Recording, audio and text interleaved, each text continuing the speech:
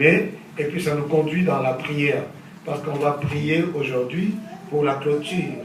Nous allons prier pour que le nouveau temple avec les nouvelles pierres puisse s'installer ici à Berne.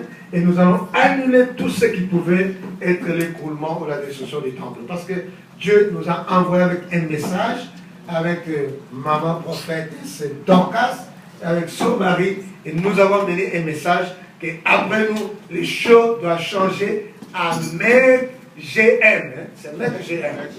À MEG GM. Voilà, merci beaucoup. Est-ce que vous croyez que les choses doivent changer? Alors, le thème que vous avez dans les affiches, parce que c'est très clair et c'est écrit l'école du Saint-Esprit dans la consolation du peuple pour son temple. Et je n'oublie pas l'évangéliste vraiment qui est là, qui nous est utile. Comme l'apôtre Paul dit, amène-moi Timothée, il est utile pour l'évangile. Donc il nous a été utile depuis le début, que Dieu vraiment le bénisse. C'est un ministre de Dieu. Je l'aime par connexion des prophètes des nations. Et comme elle est le fils des prophètes des nations, c'est qu'il est sur mon fils spirituellement. Que Dieu vous bénisse. Amen. Et je sais que quand je viens prochainement à Paris, je vous chercherai. Est-ce que nous pouvons dire Amen? Amen. Nous avons parlé la fois passée, qu'est-ce qu'une école, et qu'est-ce qu'est la consolation, et qu'est-ce qu'est aussi le temple. On a déjà parlé, et qu'est-ce que le peuple. On a passé sur cette étape, et la deuxième étape, nous avons parlé.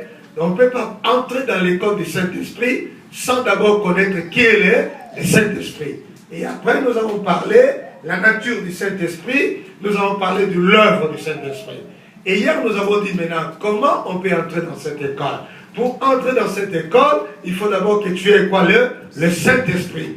Et si tu n'as pas l'Esprit de Dieu, tu ne lui appartiens pas. Tu ne peux pas être à l'école sans avoir le Saint-Esprit. Nous avons lu hier dans le livre des Romains, on a dit quoi? Celui qui n'a pas l'Esprit de Dieu, il ne lui appartient pas. Donc Dieu n'habite plus dans les temples faits des médocs, il n'habite plus dans des maisons, il est maintenant en toi. C'est toi qui deviens maintenant le temple de Dieu. Alors si l'Esprit de Dieu n'est pas en toi, tu n'appartiens pas à Christ.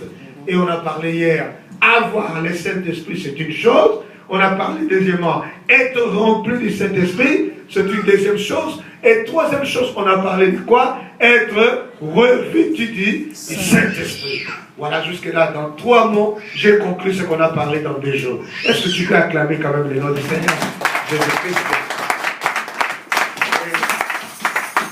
Et nous allons continuer aujourd'hui et nous avons parlé du 4e point pour être à l'écoute du Saint-Esprit. Et nous avons parlé, il faut savoir comment Dieu parle.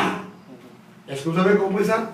C'est le point où nous sommes arrêtés hier. Comment Dieu parle